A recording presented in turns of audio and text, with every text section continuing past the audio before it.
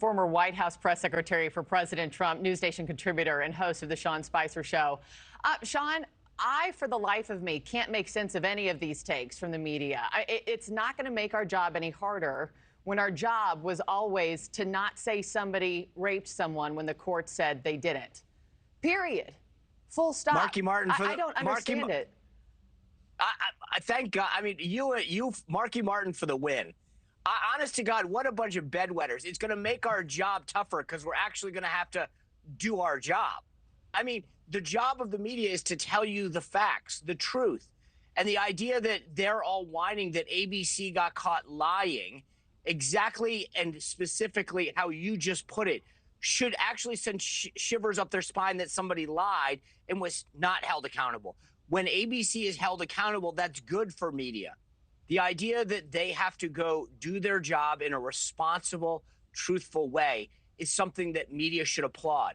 And frankly, I'm proud of President Trump for standing up and fighting, because I've been victim of this myself. And when you talk to lawyers, they explain the high bar that you have to hit, the discovery process, the costs that litigation will bring to you.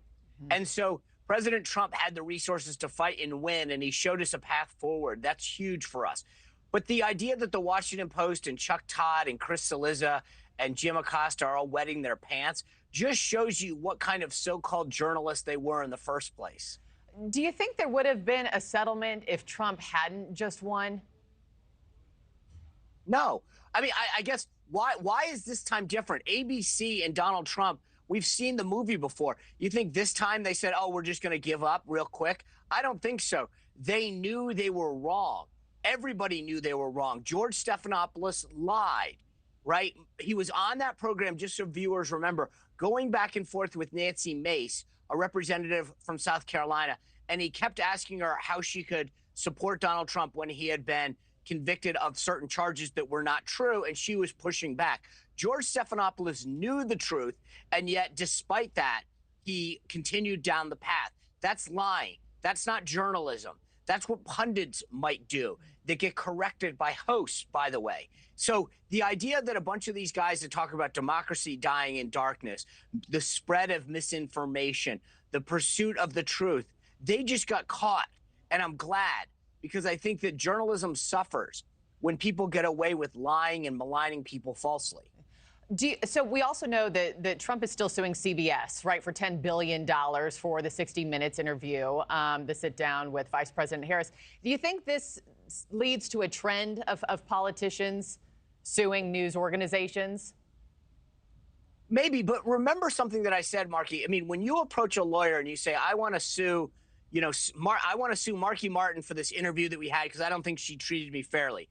The lawyer's going to tell you, okay, Sean, that's going to cost you tens of thousands, if not hundreds of thousands of dollars. You're going to go through a discovery phase where they're going to get all of your emails, your texts, and you're probably not going to do well based on my legal expertise.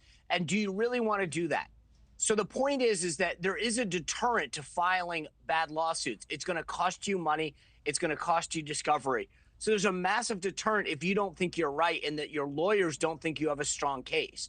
That's a big, big factor in this whole thing. When the lawyers are telling you, we think we can win this because you are clearly maligned and they spread falsehoods, they're going to tell you to go forward.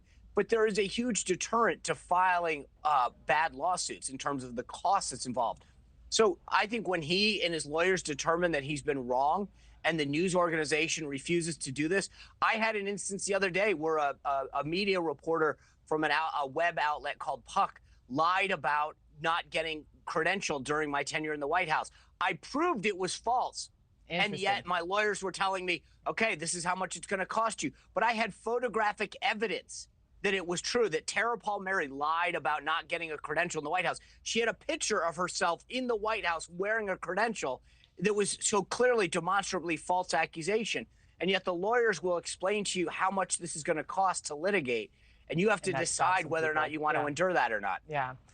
Well, it's been wild to watch the on-air fallout from all of this. I got to end it there, but Sean Spicer, as always, I appreciate your time and your insights. Thanks for watching, everybody. Go to joinnn.com to find NewsNation on your television provider. Also, don't forget to click that red subscribe button below to get more of NewsNation's fact-driven, unbiased coverage.